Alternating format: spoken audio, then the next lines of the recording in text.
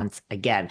Before we get into some Beverly Hills stuff, God, everyone's speaking on New Jersey still. Danielle Cabral is doing interviews. Jackie Goldschneider is doing interviews. You know what the difference is? And I can't even fault the animal across the river, Teresa. Teresa and Melissa speaking on the show to me seems less desperate and pathetic because they both have podcasts. Now, there's a lot of other things they can talk about, but it doesn't shock me. And they do talk in their defense. I mean, I really in their defense, Teresa does talk about other things. She has guests, and I mean, not that I've ever listened, nor will I, but I have eyes and I have ears, so people send me things. And Melissa talks about other things, so it's not like they're constantly talking about that. I find Melissa and Teresa talking about it less than like Jackie and Cabral because you're not making any money off this. So what do you? I mean, I understand you get calls to do the interviews, but I don't know. It's a year, guys. We still got a year here, so you gotta find some way to get over it. What do they say? What's that saying that you it takes you half the time of being with someone. Like when there's a breakup, if you date someone for a year, it should take you 6 months. If you date someone for 10 years, well, I guess it's going to take you 5 years to get over it, which is probably true.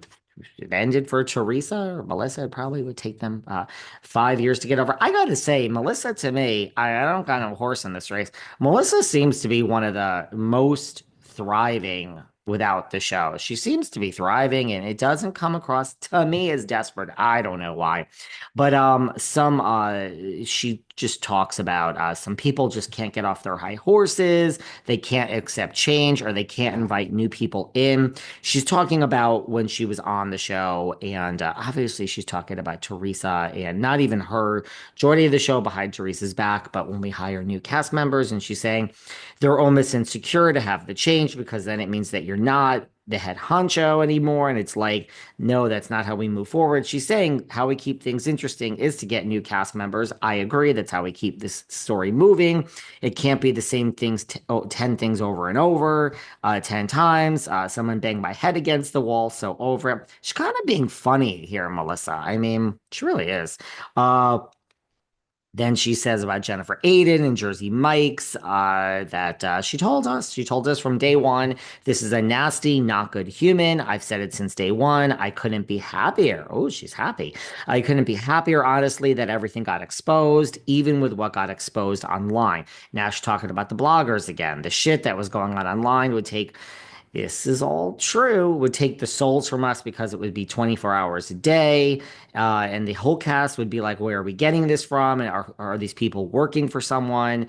They cared way too much. There's still a few out there that care way too much. I agree with you, Melissa Gorga. There are people that care way too much. I feel this way about any blogger or any podcast that has an agenda. They're pro Teresa, they're pro Tamara, they're anti. When you're that invested, I don't understand the point of it unless you are getting a paycheck. I mean, Teresa shouldn't be throwing around money these days on things. So I don't get it. I don't get it. What a way to live. It's like, look, it's the same thing as if you date someone with a ton of money, right? I mean, it is a prison. You are waiting for your piece of steak, like a dog with your mouth hanging open, every week. I agree with her there. And she says, we don't know what the future holds. We don't have answers, but the one thing I know is I do believe it will come back. I believe it will be a hybrid. I believe it will be some old, some new. I don't think they're going to revamp the whole show. They tried that once. I don't think they're going to do that. Melissa Gorga with the shade towards RHONJ. I love it. And she says, I think we can say no, that it's not going to film until 2026. Like it's not happening this year. Thank God it's not happening. People don't hear me in the back row. People still think that if they're going to will it into existence and it's going to start this year and they're reading into Andy's comments, it's not starting this year. I mean, thank God. Um, so there you go. That's that. Everyone's still talking about New Jersey. I think Melissa has some funny comments there. Beverly Hills. This I found very interesting. Garcelle has come for Bose or Annemarie Wiley. It's a big difference there. But this is what has happened, and I find this very interesting. One way more interesting than the other. Garcelle, they filmed the reunion last week on, by the way, I'm hungover today. I don't like it. I had two drinks last night. Two. I mean, anyone else out there at an age where they get hungover from having two drinks, and then you want to know why people turn to my client mood.com. You get CBD, no hangover, by popping a gummy and going to sleep. Well, I had two martinis last night, and I gotta tell you, I'm not feeling it. I'm not feeling it. My head is fucking killing me today off two martinis. But if you go to mood.com/velvet and enter code velvet for 20%, you get federally legal THC shipped right to your front door. They have all that other stuff you guys love, the vapes and what's the thing, the pre-rolls and the flowers. I've learned words I didn't even know existed because I'm not really into that, but if that's your thing. But the gummies and the edibles, man. Everyone they have taffy, they have popcorn. It's crazy. But I didn't do that last night, and I had two martinis. And from two martinis, you would think I had 100 because my head is fucking pounding. But so they had the Beverly Hills reunion. They filmed it last week, and after it, Garcelle posted, "Not all skin folk are kinfolk. Not all skin folk are kinfolk."